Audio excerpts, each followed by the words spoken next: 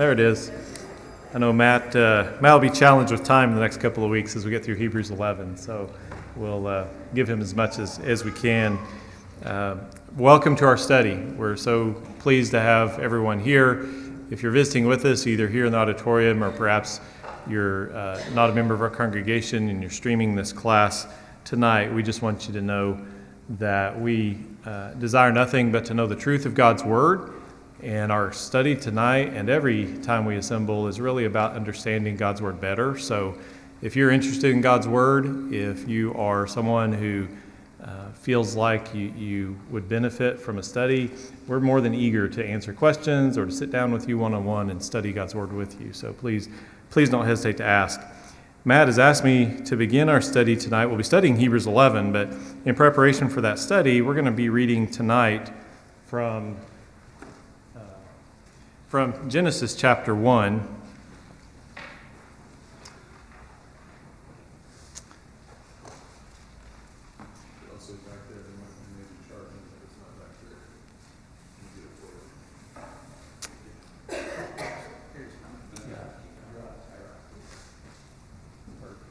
All right. From Genesis chapter 1, we're going to read verse 1. Memory verse. Oh, yeah, thank you for that. Matt reminded me about the memory verse. Let's quote the memory verse together. Romans 10, verse 15. And how shall they preach unless they are sent? As it is written, how beautiful are the feet of those who preach the gospel of peace and bring glad tidings of good things. All right, thank you for that. So we're going to jump right into Genesis chapter 1. We'll read verse 1, and then we'll skip down to verse 26. Genesis 1:1. In the beginning, God created the heavens and the earth. Skipping down to verse 26. Then God said, let us make man in our image according to our likeness. Let them have dominion over the fish of the sea, over the birds of the air, and over the cattle, over all the earth, and over every creeping thing that creeps on the earth. So God created man in his own image. In the image of God he created him. Male and female he created them. Then God blessed them, and God said to them, be fruitful and multiply. Fill the earth and subdue it. Have dominion over the fish of the sea, over the birds of the air, and over every living thing that moves on the earth.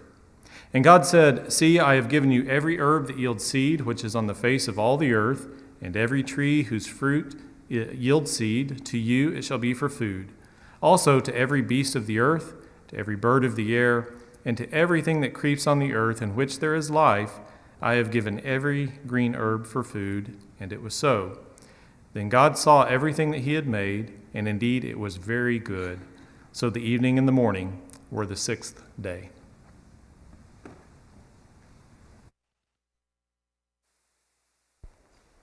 All right. Thank you, Brother Kyle. Appreciate that. So tonight we are going to be studying from Hebrews chapter 11, which when I was a child was referred to as the Faith Hall of Fame. And if you're a baseball fan like me, that really resonated with me. So tonight we're going to begin our discussion of faith, and what a better place to start that with than with our Creator. And as we discuss verse 3 of chapter 11 in just a moment, we'll see that is the start of our foundation, that we believe that God is our Creator. He made us in his own image, and how that impact and how we believe that impacts our faith as we go throughout this world. And so as we move into chapter 11, I just want to call you back to the slide, because faith, as is defined here in Hebrews, is the belief in things not seen. And it is tied directly to hope. And so as we have been studying all this entire class, Jesus is man's only hope for salvation. And it's our faith tied to our belief that Jesus is the Son of God is our only hope of salvation. So kind of keep that in the back of your mind as we go throughout the study this evening. I hope for a fruitful and lively discussion. I want to hear from you about what you believe is your definition of faith.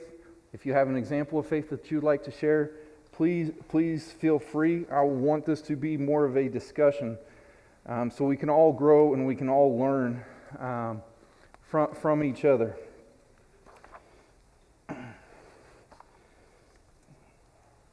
And so as we begin to look at Hebrews chapter 11, let's all turn over there, and let's read the first 3 verses as we discuss faith.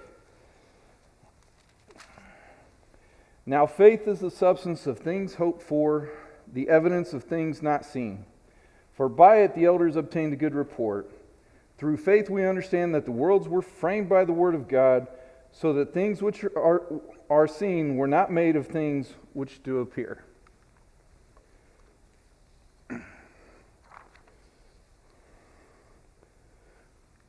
Verse 1, where it says, it gives the definition. Now faith is the substance of things hoped for, the evidence of things not seen.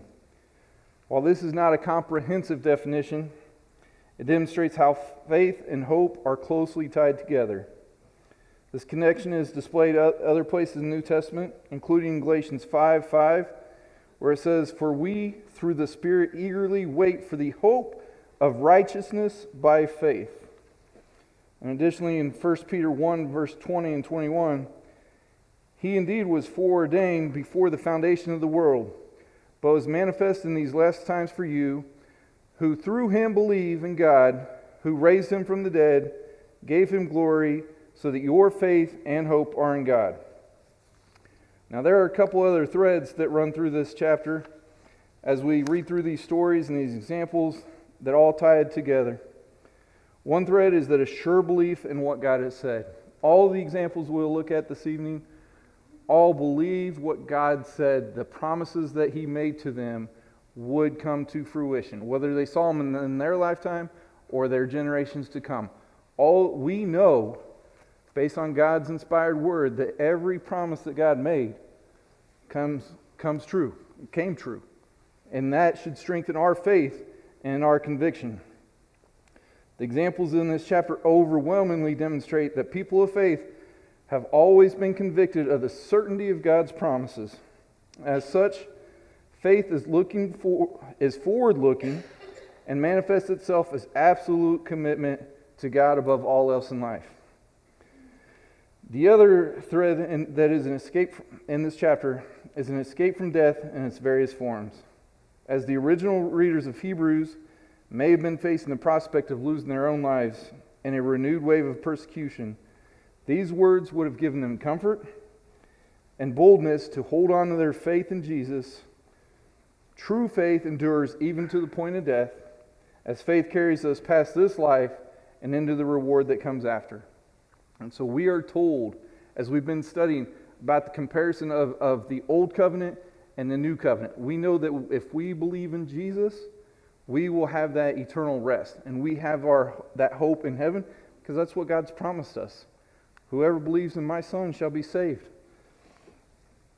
And so, as we move forward here to the first question in our textbook this evening, how does Hebrews define faith, and how does the example of believing that God created the universe out of nothing help to explain the nature of true faith? So Strong's defines, the Greek word here is pistis, and Strong's defines it as a persuasion, a moral conviction of religious truth or truthfulness of God, the system of religious or gospel truth itself, assurance, belief, faith, fidelity. And so when you just stop and take a look at just those words, it leaves little room for doubt. There is no room for doubt. It is an assurance. It is a belief. It is not doubtful. In Romans chapter 8, verse 24, "For we were saved in this hope, but hope that is seen is not hope. For why does one still hope for what he sees?" So my question to you this evening, how many in here was here at the creation of the world? Anyone? No. I know that when I was a youth, there was a lot of things that I just didn't understand. And if you've been to Indiana, I call Southern Indiana God's country because I truly believe that it is the most beautiful place anywhere. And I've traveled to Europe, to the Middle East, but I always go back to the summer camp that I went to growing up every summer. And there's an amphitheater there with these huge, tall trees surrounding it. And we'd have a campfire down below, and you'd look up, and it's out in the middle of nowhere, so you'd look up to the pitch black sky, and all these stars were shining up above us. And it just made sense to me as a youth. That's not a mistake. That was no accident. That we didn't come from some evolved state through time, crawling out of a pond, coming from a single cell organism. It just made sense to me as a youth. And so I didn't see God create me. I didn't see any of the things that have happened in this earth from the time of creation until 2023, standing here in Louisville, Texas. I have a firm foundation and belief that when I look up at the stars and when I look at the creation, and I know that there is a designed state that God has given us. And so, as we look through this verse, as we look at the words themselves, these are the different translations and how they all kind of have their own take on, or translation is a better way of saying that, of how these words are being rendered. Obviously, the New King James Version is what we just read, but the ESV says it's an assurance of things hoped for, the conviction of things not seen. NIV says now faith is confidence in what we hope for and assurance about what we do not see. Now faith is the reality of what is hoped for, the proof of what is not seen. Now faith is the certainty of things hoped for, a proof of things not seen. And faith is a confidence that we hope for will actually happen. It gives us assurance about things that we cannot see. And I like how the textbook says this, and it sums it up. In other words, faith is a deep, trusting confidence in what God has said that stands under and supports the hope of receiving what God has promised. So now I'd like to ask you what you'd like to add to that definition of faith. What do you believe the definition of faith is? Who would like to help me out? Stephen. Just because I didn't see creation doesn't mean I have a blind faith. Faith is actually reason and believe because there's lots of evidence. Like you've already mentioned, looking at creation, that's evidence for it, but also all the fulfilled prophecies and promises that God has already filled gives me hope. So when I read this text, I believe this is from God. This book is from God. So when I read about the creation account, I believe it's true because I have a reasoned understanding of why I believe this is really from God, and it makes sense. So it's definitely not a blind faith. I think also, for me, faith is not static. It is something that, we see passages like, 2 Corinthians 10 and 1 Thessalonians 1:3 that they were expected to grow in their faith. So faith is not on or off. It's always consistent, but it should be growing, getting stronger and stronger as we mature as Christians. So to me, that's an aspect of faith I've had to learn over time, that it's not just an on-off switch. Absolutely. And it's forward-looking, right? That the audience that the writer is writing to here saw all the prophecies and were looking forward to the Messiah. Well, now the Messiah has come. He was sacrificed, he was raised, and now lives in heaven, right? Now they're looking forward to the next promise, that rest that is promised for us in paradise. Great comments. Brother Dan. There's two verses in Hebrews 11 that really helps solidifies this, because you got to remember that if you're just talking to someone who's not a Christian out in the world, they don't relate their thinking to faith, which we do understand that it takes faith to believe in a Big Bang theory or evolution. It also takes faith for us to believe in God. But verse 2 and verse 6 is really what sets the stage here. Is starting in verse 6, there is that small piece in there where it says, we believe, we draw near to God, must believe that He exists. Our faith starts with the absolute belief and certainty that God is. God is. That's where everything starts with us. So when we read, like we saw at the beginning, Genesis 1:1, in the beginning, God created the heavens and the earth. God does not explain where He comes from. He just starts with He is and He created. That's it. And then there is a lot of evidence as we go through the scriptures to support this. And that's where verse 2 kind of kicks in. It tells us we are not the first people to have such faith. There are several people that have such faith. Let me just give you a short list of them, and then that's where Hebrews 11 continues. So that we can see people have been doing and believing God is, and putting their full confidence in the things that they hope for, based on evidences that they have seen, and even some that they did not see, because none of these people the Hebrew 11 writer is writing about did not and will not see Jesus, at least not in their lifetime. Mm-hmm. But they were looking to something greater, right? Just based on that evidence. So I think we have to be careful if we're talking to someone outside. Is what I appreciate is that we all have faith. You have faith in what you believe. I have faith in what I believe. But here's what's the foundation of what I believe in. God is. And that is something the Bible goes on to put to rest that you cannot deny. And like you read from Romans 8, the scriptures already shows us, if you look towards creation, how can you not see that someone created all? And that's what impresses me about the beginning of this chapter is that for it by the elders obtained a good report. By their faith, that's what we're getting ready to go through.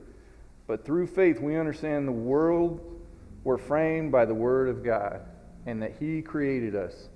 And it's that foundation principle that He is our Creator, and His promises have always come true. And we have that hope that He has promised us through His grace, that He has promised us that home, that to be reunited with Him.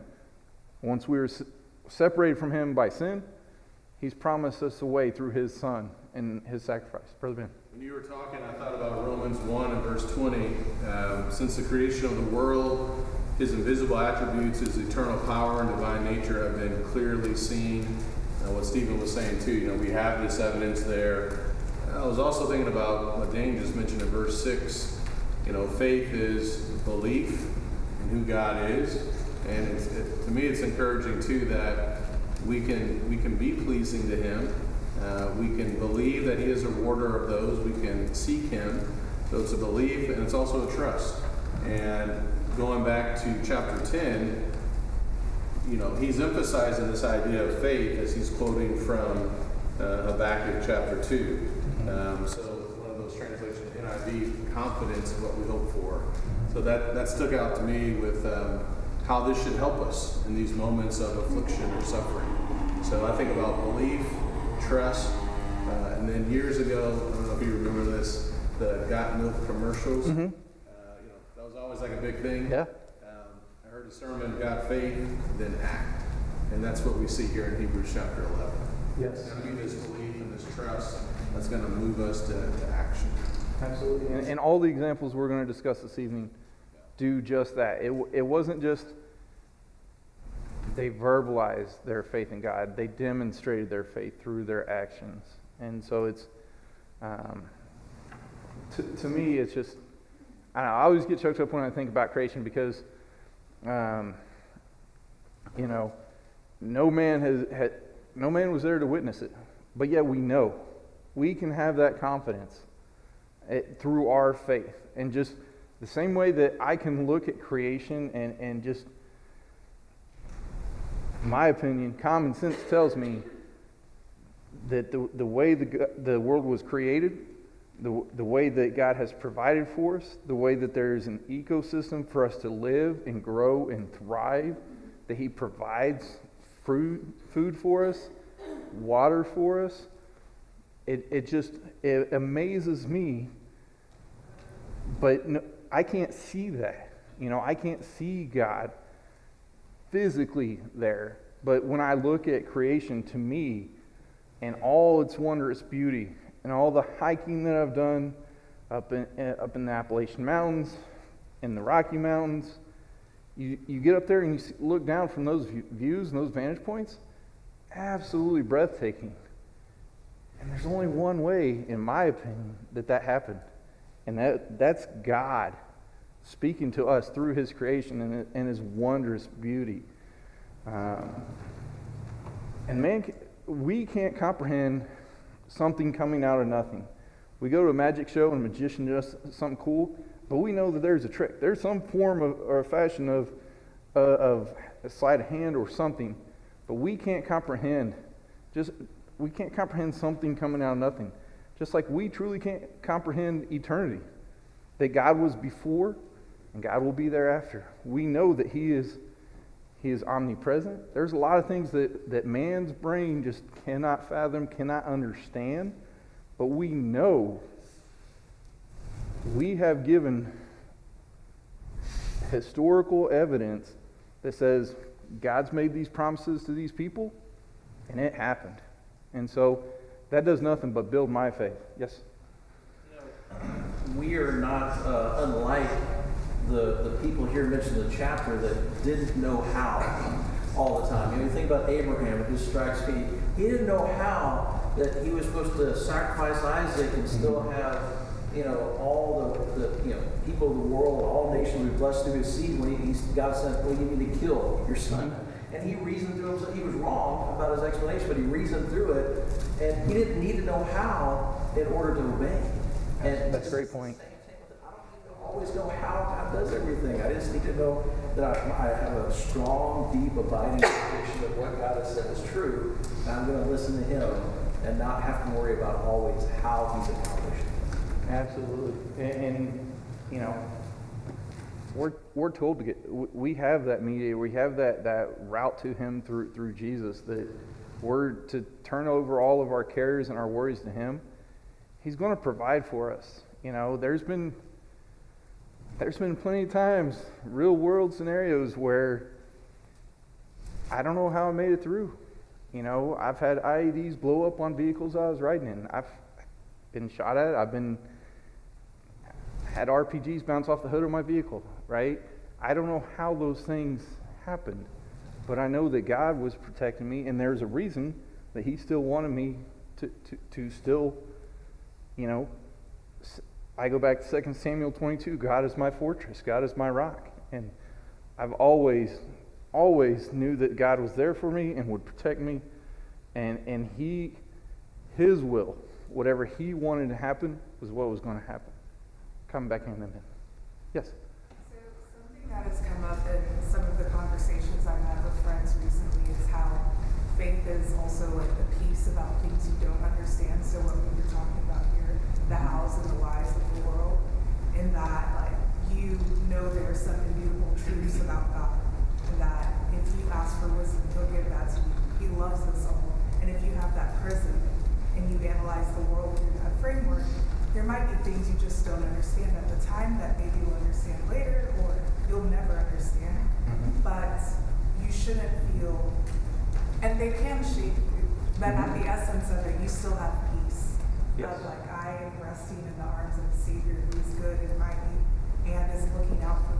And I can learn when I need to learn to be with Him at the end of the day. And that is something that's very comforting. Yes. And because we know He's a just God, and what He's promised us, we know is going to happen. In chapter 11, verse 3, by faith we understand that the worlds were prepared by the word of God. You mentioned it, obviously, we weren't there, but we have faith and confidence. We have the word of God. We have, this revelation through creation. We know that, there is a creator looking around us. This idea by the word of God. I was thinking about 1 Peter chapter 1 as well, where in 1 Peter 1 and verse number 8, he's talking to those who have been scattered. And though you have not seen him, you love him. So even for us, obviously we haven't been at the creation, but we have not seen Jesus with our own eyes. We didn't walk with him physically when he was on earth. But we can still believe in him, as he says in 1 Peter 1 and verse 8. And it goes back to the Word of God. That's how they were born again, through the teaching of God's Word in 1 Peter chapter 1. So I think that's a good point to consider as well, that whether it's a creation account, whether it's seeing Jesus, sometimes young people, can I really believe that he lived? And I've never seen him. People have that question sometimes. We can still have faith in him, confidence in him, with what has been revealed, what we have in the Word of God. So I think that's something good to consider. And just one more thought, I'm getting ahead, but in verse 8, I'm curious, just like within the context, faith is believing in verse 6, and then in verse 8, by faith Abraham, when he was called, obeyed. So you see belief, and you also see obedience, and you also see confidence. So you have this whole sum, all within that context of defining what faith looks like. And to me, that's exactly why there's so many different variations on the words used in the different translations here to define what faith is. Assurance, confidence, reality, certainty. You're absolutely right. It is faith. It is obedience. It is trust. All from as our faith grows, the peace in our life grows. As we were able to learn how to turn our cares and our worries over to him. Doesn't mean bad things in this life aren't going to happen. There's going to be rough patches. But as long as we keep our faith and continue to obey and do his work, then we have that promise. And we know from the examples we'll look at this evening that those all come to fruition. Yes?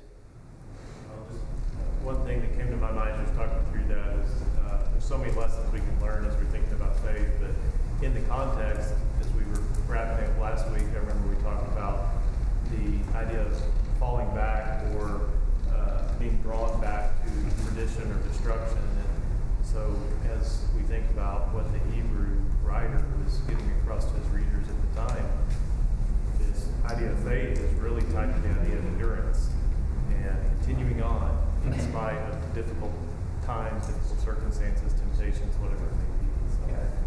So. And I keep coming back in my studies that I never really thought about it in this way, but faith is forward-looking.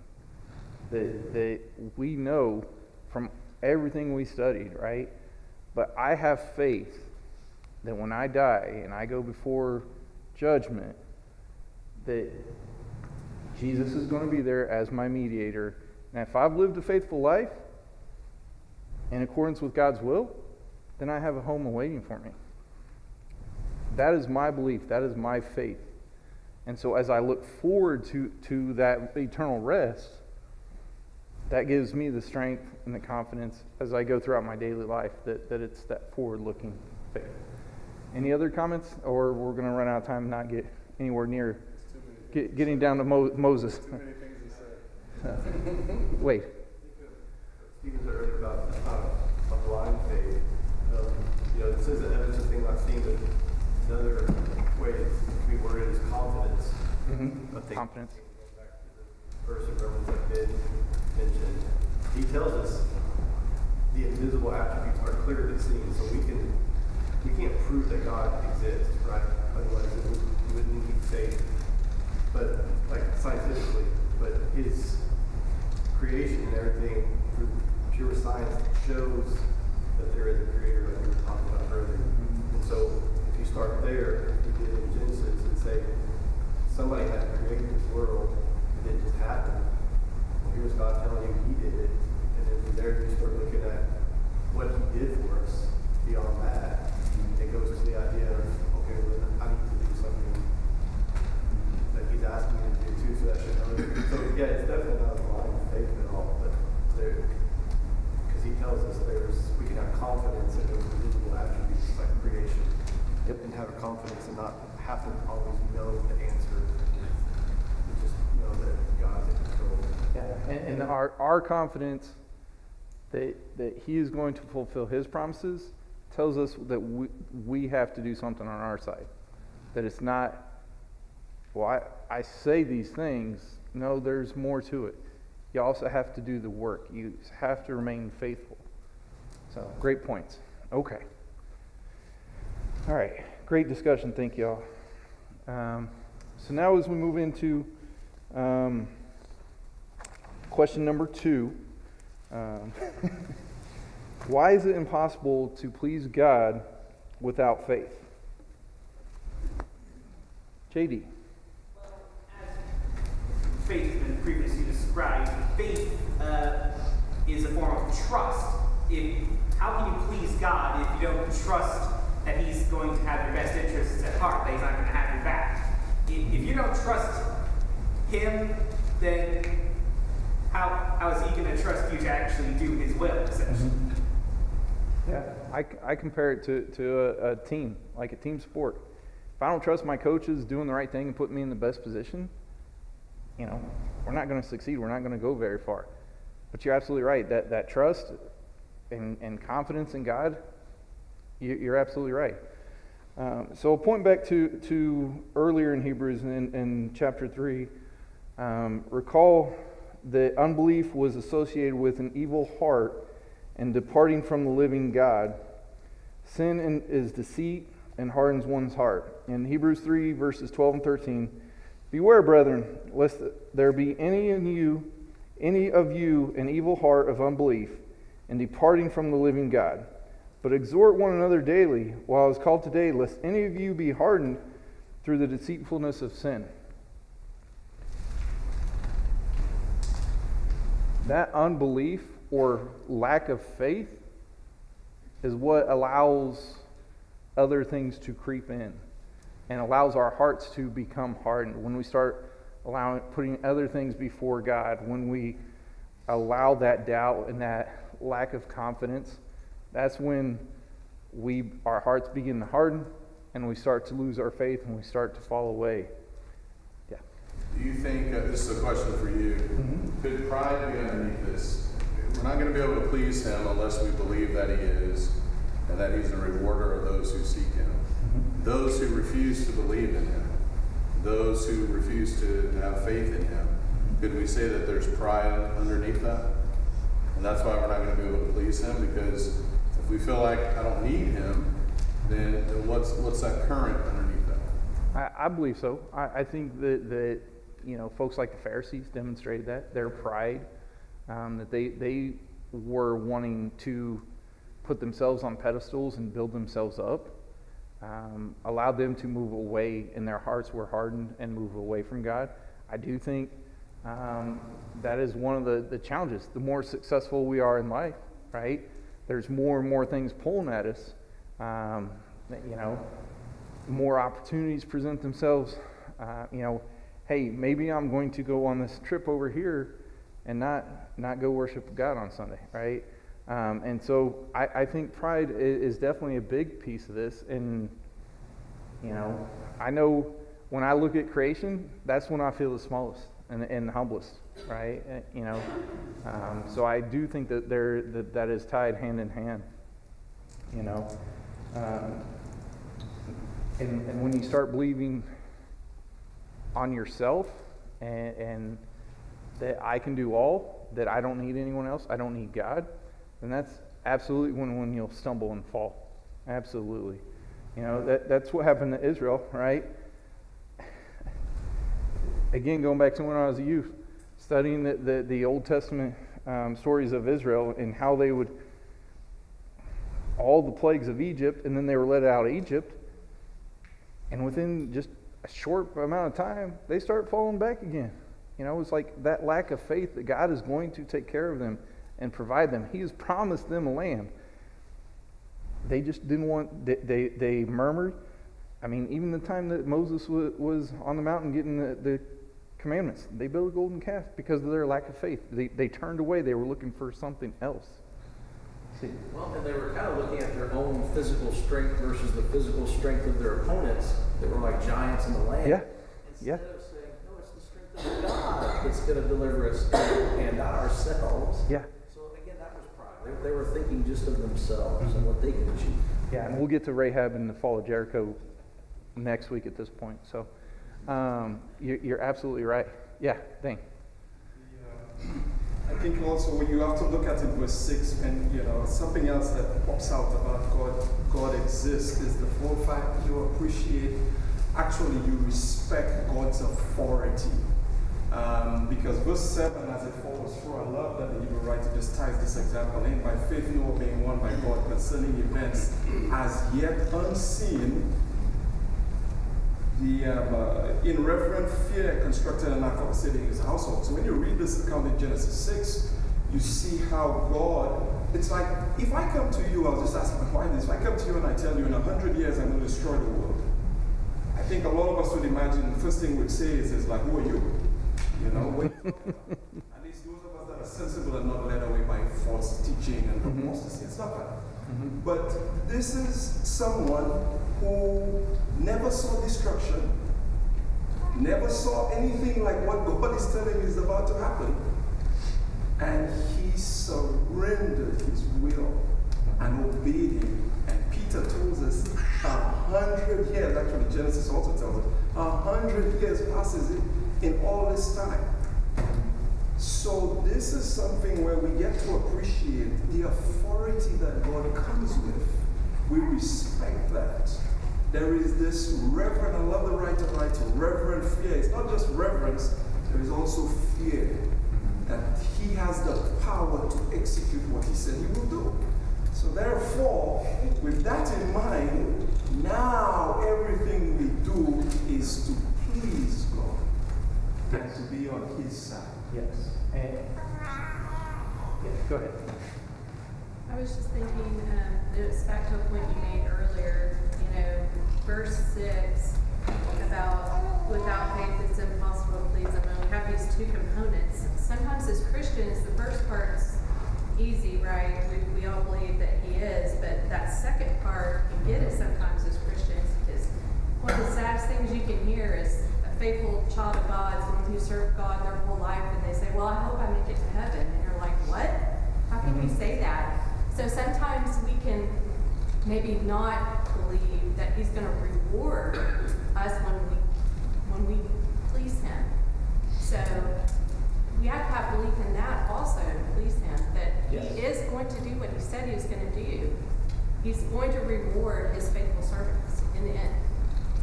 Absolutely. In the second half of verse 6 there, and diligently seek him. That's part of faith, right? Is that we have to believe in God and we have to diligently seek him. So, and the last point here about pleasing God, Hebrews 7:25, we know that Jesus lived to intercede for us. Therefore, he is also able to save the uttermost those who come to God through him, since he always lives to make intercession for them. And so, part of our faith is believing in Jesus and believing that he sacrificed himself for our sins, and that he is there and lived to make intercession for us. So as we're diligently seeking him, we have to follow those teachings of Christ. Ben. Matthew, when I read this, at times I wonder how other people, who are coming to the faith or learning more about God, this at times it is true. It just seems so amazing, and also at times kind of simple. Okay, so I know I can please God if I trust him. Yeah. And I know that he will also reward me if I continue to seek after him. And just hearing that sounds really good. It's too good to be true. Yeah. Yeah. It is true. And it's like, okay, so now my question is, okay, then why does it get hard at times? And well, it's because at some point in time, I'm deviating from trust, is confidence, or obedience.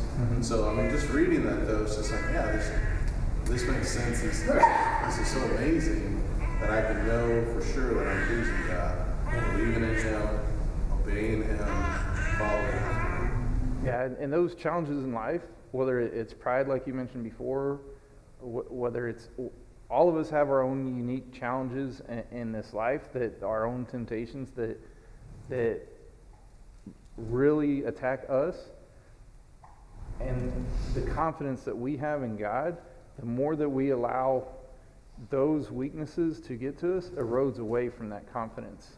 And like you said, just having that trust in Him really goes a long way in helping us to say, you know, I know that if I do what I'm supposed to do, then I have a home in heaven. And it's just as simple as that. And He rewards us, yeah. Yes. I mean, it's Matthew 6. He's a rewarder of those, who do what's right. This is very encouraging. Yes. So I see this, why is it impossible to please God without faith? I kind of think of it kind of like how we tell our children, if you just tell me the truth, you won't. Yes, you're going to get in trouble, but maybe not as much of trouble. And I think, why do we draw away? Well, because that sin is building up. We're doing more on purpose than on accident. And I see that you have to be truthful to God about your sins and about your flaws, and you have to make those honest efforts to change it. Otherwise, you're not trying to please Him anymore. No, I agree, and the more it snowballs, it really does. That you allow sin to creep in, one time. Well, I'm not going to do that again, and then it happens again, and that just pushes you further and further away.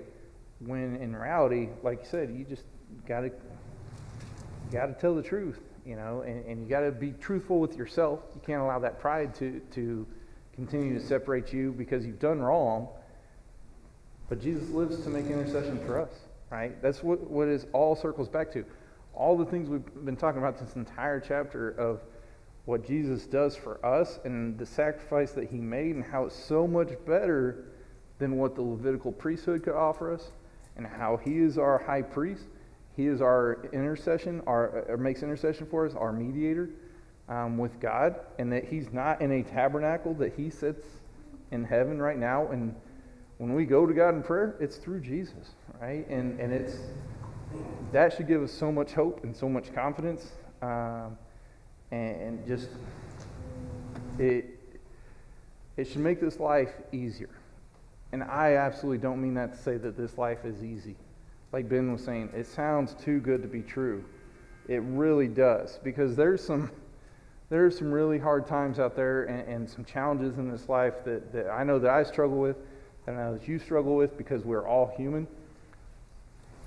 But I think that's one reason why Hebrews was written here and gives us this definition of faith that we can rely on.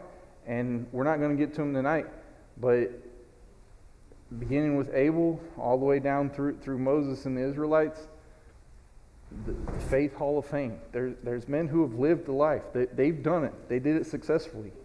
Enoch, which we'll talk about later, he just went on up to heaven. He was no longer there, because he lived a faithful life. And unfortunately, we won't get to that story tonight. I do want to clarify, it is true. When I was saying that, I was just trying to emphasize it's so amazing what He's going to do for us. But yeah, it is true. Absolutely. So we won't move on to question 3. The first bell rang, so we've only got a couple minutes left, or less than a couple minutes left. Does anybody else want to share anything about faith, about your personal definition or anything with us?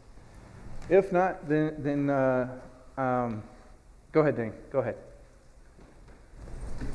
So I'll start by saying there is a lot better places that look like heaven on earth, other than Indiana. The next thing I want to add is that,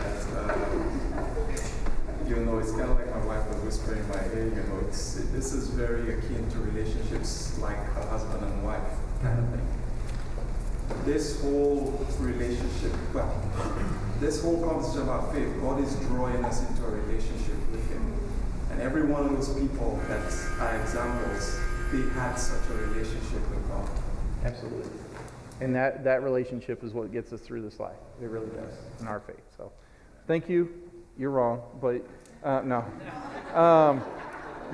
We'll pick up the discussion of Abel next week. Thank y'all so much.